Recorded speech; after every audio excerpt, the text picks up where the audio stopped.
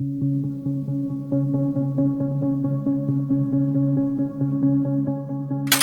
6 in the morning, the shutter should already have been up. Every day, neighbors in Santnagar came to the small general store beneath the Chundawat family's home for milk and bread. But on Sunday, the 1st of July 2018, the lane was quiet. The water pump had not started. The shop was still closed. Telephone calls went unanswered. Sometime after 7, a 79-year-old neighbor climbed the stairs. The front door was not locked. Inside, 11 members of one family were dead. The discovery would become one of Delhi's most discussed criminal investigations. Yet, the evidence would point away from an intruder and toward a private belief system that had been forming inside the house for years.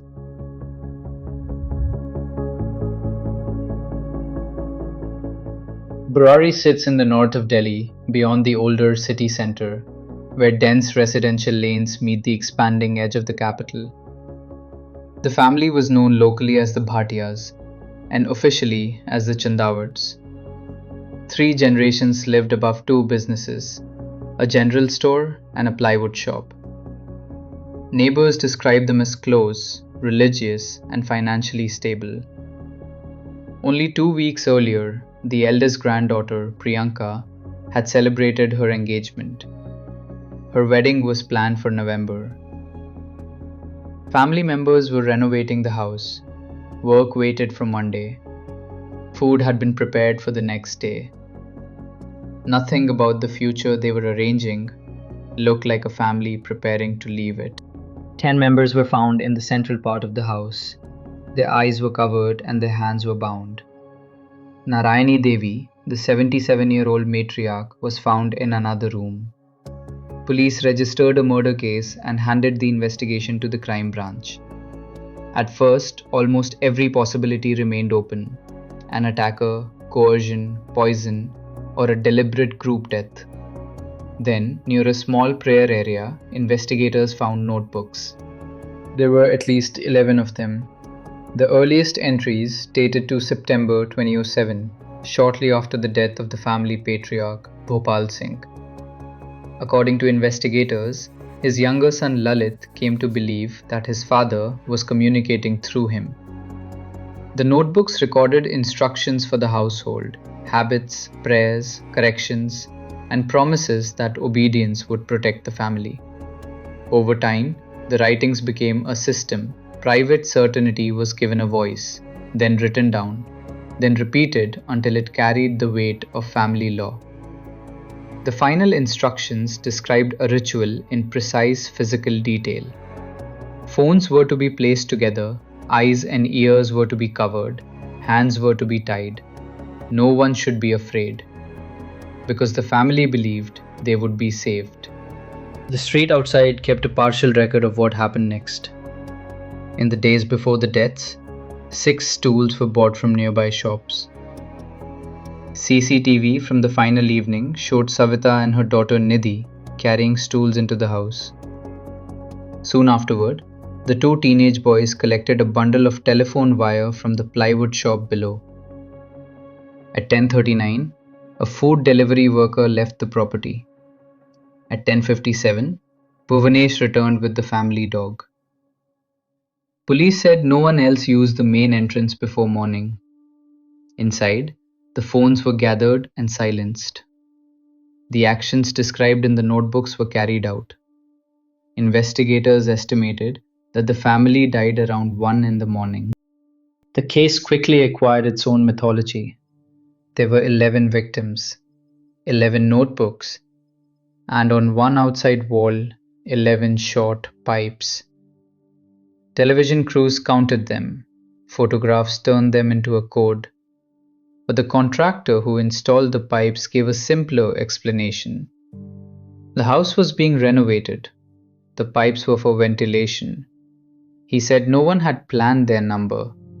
The detail was memorable, not meaningful. In a case full of uncertainty, coincidence had been mistaken for evidence. The forensic record gradually narrowed the possibilities.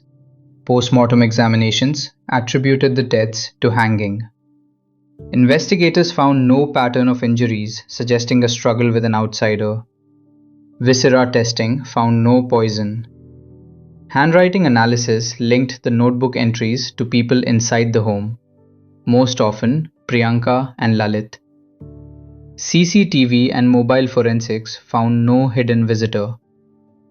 In 2021, after a 3-year investigation, Delhi police filed a closure report stating that there was no evidence of foul play. The report described the deaths as a family suicide pact, but another official finding was more complicated. A team from the Central Forensic Science Laboratory conducted what is called a psychological autopsy. They interviewed relatives and neighbors, studied the medical findings, and visited the house.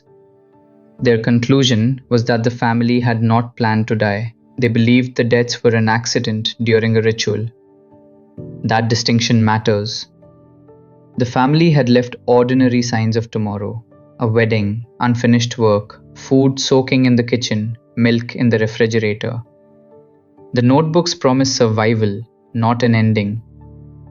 Investigators also considered shared psychosis, a rare process in which a delusional belief can be adopted by people in a close relationship. It can help explain how one person's certainty becomes a group's reality. But it is a framework, not a final diagnosis. No clinician examined the family while they were alive. A psychological autopsy can reconstruct behavior. It cannot recover every private doubt, pressure, or choice. Surviving relatives rejected parts of the official account. They also described being unable to mourn, while rumors about occultists, ghosts, and numerology consumed the story. The Burari case does not require a hidden killer or a supernatural force to remain disturbing. Its central fact is quieter. 11 people who appeared engaged with life entered a closed circle of belief, and no one outside that circle understood the danger in time. The police investigation explains how the final night was prepared.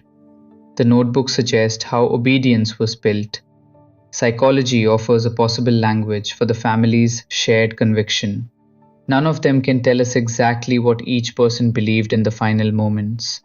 What remains is not a puzzle to be enjoyed, but a family to be remembered, and a warning that private suffering can exist behind the most ordinary door.